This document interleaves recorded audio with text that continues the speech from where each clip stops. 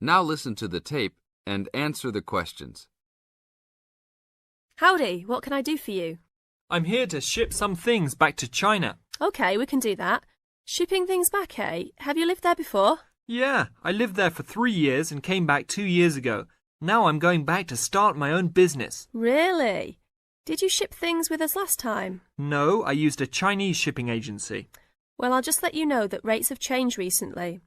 So I don't know if they'll be comparable to what you paid before. It doesn't matter to me. My company's paying for it. Aha, then it's nothing off your skin, right? OK, I'll need your name and where you need to go to pick up the items to be shipped. My name is Scott Linder, Linder, and I live in upstate New York, Saratoga Springs. Oh, sure, I know that place. I go to the races there. Great town. What's the zip there again? 770425, and the street address is 412 West Lake Road. 770425 Westlake, got it. And how big of a container are you going to be looking for? Well, I didn't have a container last time, and I don't think I'll need one this time. I think that I'll have about 6 cubic meters. We can get a subsection of a container then. How big is that? It's 2 meters wide and 3 meters long. 2 meters high, right? Yes, sir.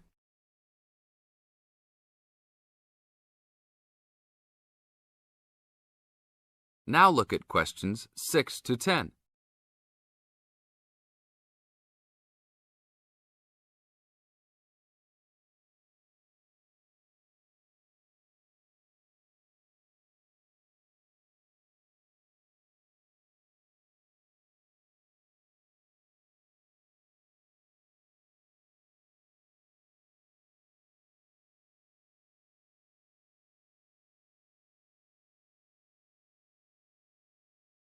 As the talk continues, answer questions 6 to 10.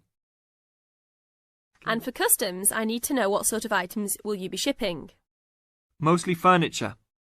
But we'll also have quite a few boxes of books too. Any clothing?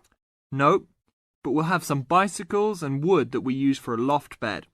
Be careful with those bicycles. I hear bicycle theft is a big problem in China. Not if you know how to secure your bikes and where to store them. Well, good luck. How valuable do you want me to list the entire shipment as being? Let's say about $3,500. Great. Now you'll also have to go over to the customs department to check with them about shipping the wood over to China. I know there are concerns about termites, bugs, etc. No problem. It's the same wood I brought over from China last time. Then you should be okay. It's just a formality. And last of all, where would you like the shipment to be delivered? Well, I will live in Beijing, but let's ship it to Tianjin. My company will pick it up there. That's all right then. Have a nice trip. Thanks for your help.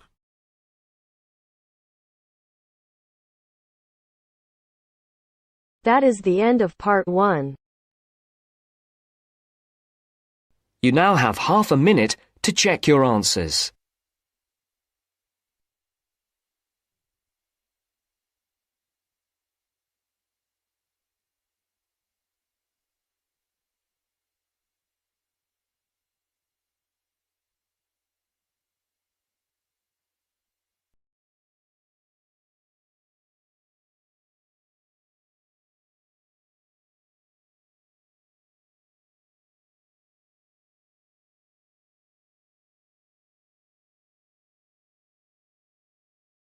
Now turns to part 2. Part 2. You will hear a student union officer explaining about the union's functions and services to a group of new university students. First, you have some time to look at questions 11 to 15.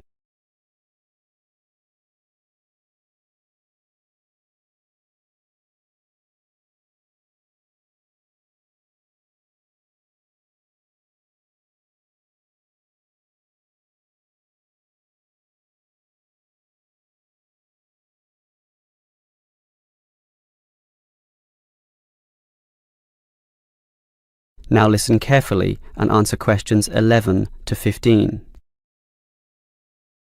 Hello everyone. Now, here you all are, new university students. And the first question you probably have is, what is a student union? Another question is, Do I have to join? Well, regarding this second question, let me say that membership used to be compulsory in the past, but that did cause some controversy, particularly from students who wanted to remain free and unaffiliated, and this university responded. So, joining up is no longer compulsory. It's totally up to you, although I'll admit there is a fairly strong obligation to join, since all students benefit from the large variety of services that we offer. We do understand, however, that many might be unwilling to join because of a supposed political slant to the union. Traditionally, student unions have been seen as being dominated by the left, and I suppose that's still true to a large extent. Here, however, at this university, our union discourages such one-sided viewpoints, and students across the whole political spectrum are welcome. Thus, if you feel that you are a conservative type, in other words, leaning to the right, you are particularly urged to join, to provide a more balanced representation. Now, let me move back to the first question. What are we? We are a formal organisation, but totally independent of the educational body. We make our own rules, rent our own premises, and organise ourselves as we wish, and our mission is basically to help you. For example, do you remember how you all arrived in late February to have an orientation week? That gave you an invaluable induction into life here, right? Well, the student union organised all the festivities at the end of that. The barbecues, partying and drinking, and even the musical entertainment as well. We'll do that again on occasions, and as always, those events take place on the football ground. Now, do you have any questions before I move on? Before you hear the rest of the talk, you have some time to look at questions 16 to 20.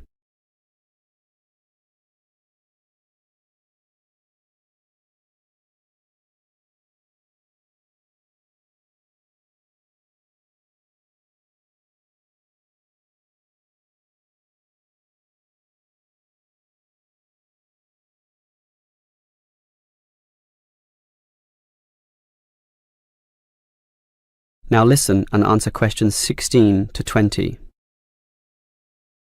Now, let me tell you more about the student union and its basic functions.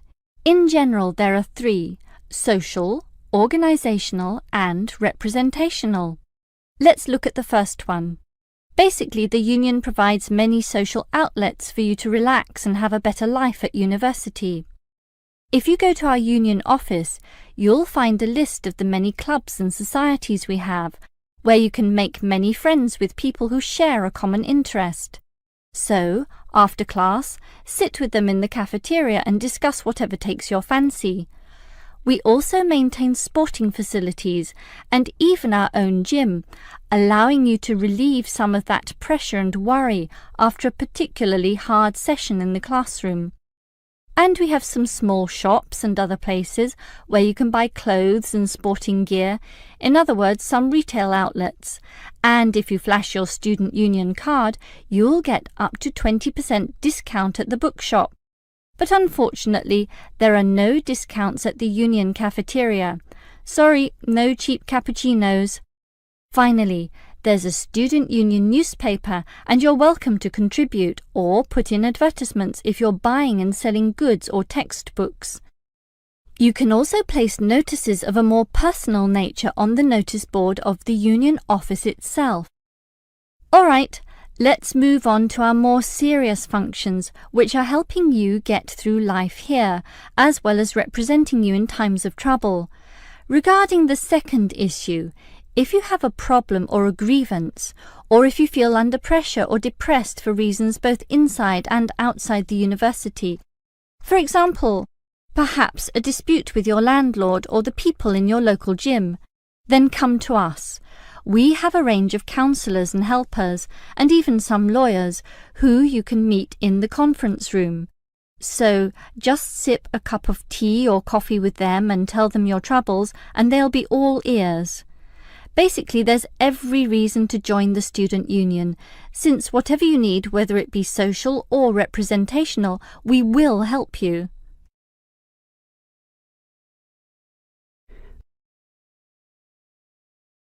That is the end of part 2. You now have half a minute to check your answers.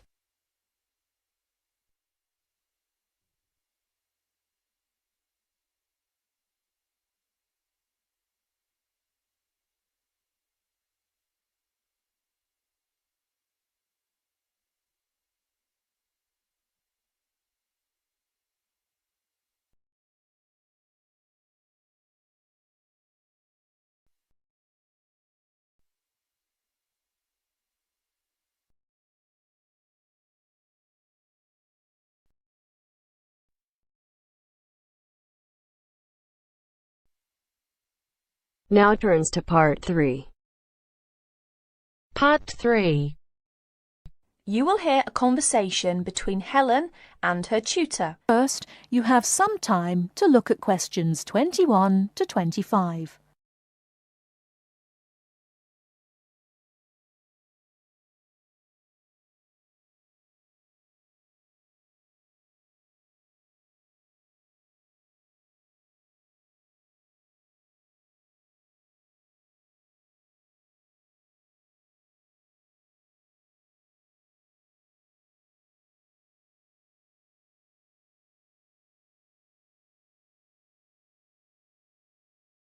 Now, listen carefully and answer questions 21 to 25. Come in. It's you, Helen. What can I do for you? Well, it's about that essay on non-verbal communication. I'd like a bit of advice, if that's all right. By all means. That's what I'm here for. How can I help you? It's about that survey you asked us to carry out about body language. Oh, yes. I asked you to investigate what sort of touching is permissible between friends of the same sex and friends of the opposite sex. That's it. And then you wanted us to go on to compare the answers we obtained from people from our own culture with the answers of people from other cultures. Well, that shouldn't be too difficult. There are students here from dozens of cultures, including Asia and the Middle East. Go and ask them. That's the problem. I'm not sure how to word the questions. Before you hear the rest of the talk, you have some time to look at questions 26 to 30.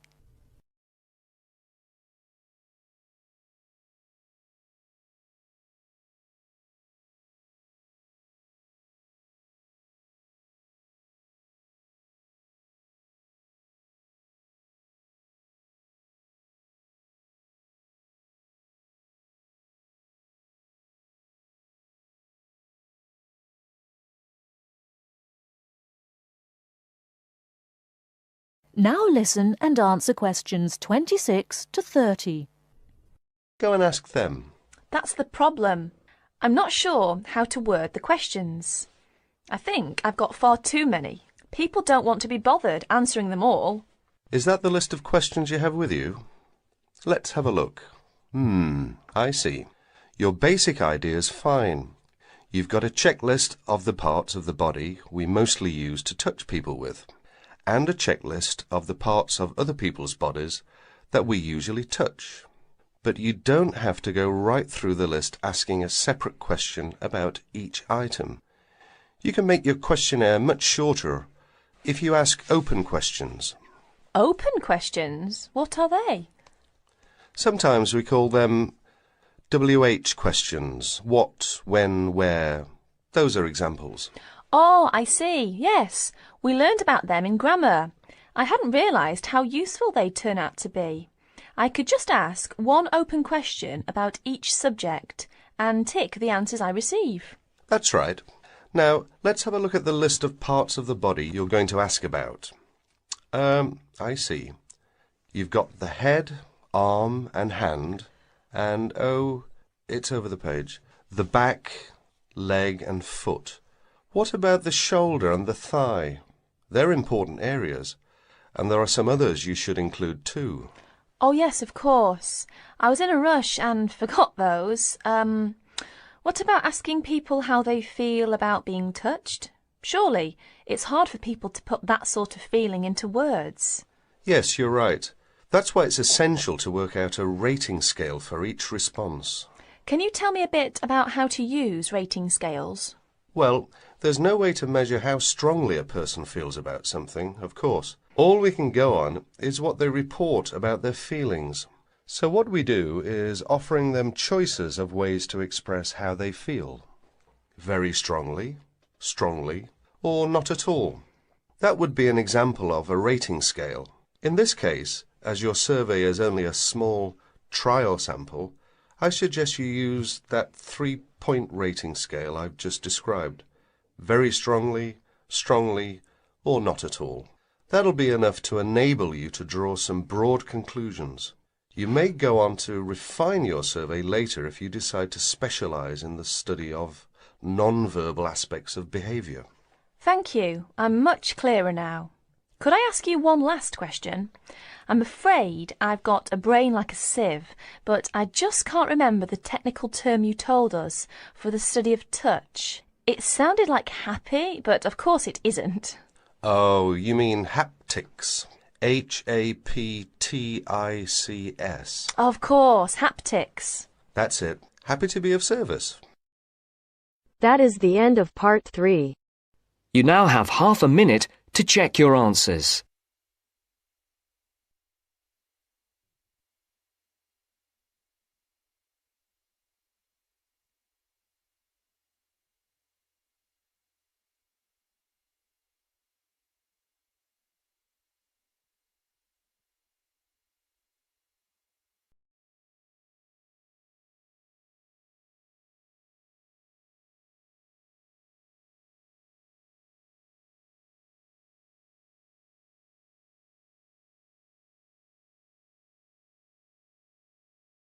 Now turns to part 4. Part 4. You are going to hear a talk on 2 famous American presidents. As you listen, fill the missing information in the notes below. First, you have some time to look at questions 31 to 40.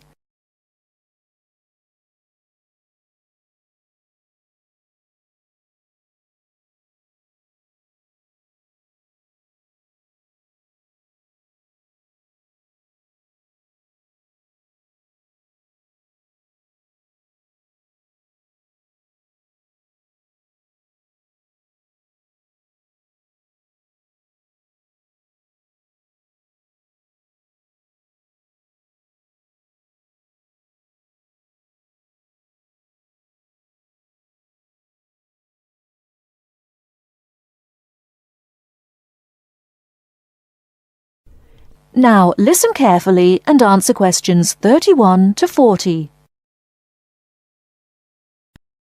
John F. Kennedy and Abraham Lincoln lived in different times and had very different family and educational backgrounds. Kennedy lived in the 20th century, while Lincoln lived in the 19th century. Kennedy was born in 1917, whereas Lincoln was born more than 100 years earlier, in 1809. As for their family backgrounds, Kennedy came from a rich family, but Lincoln's family was not wealthy. Because Kennedy came from a wealthy family, he was able to attend expensive private schools. He graduated from Harvard University. Lincoln, on the other hand, had only 1 year of formal schooling. In spite of his lack of normal schooling, he became a well-known lawyer. He taught himself law by reading law books. Lincoln was, in other words, a self-educated man. In spite of these differences in Kennedy and Lincoln's backgrounds, some interesting similarities between the 2 men are evident. In fact, many books have been written about the strange coincidences in the lives of these 2 men. For example, take their political careers. Lincoln began his political career as a U.S. congressman.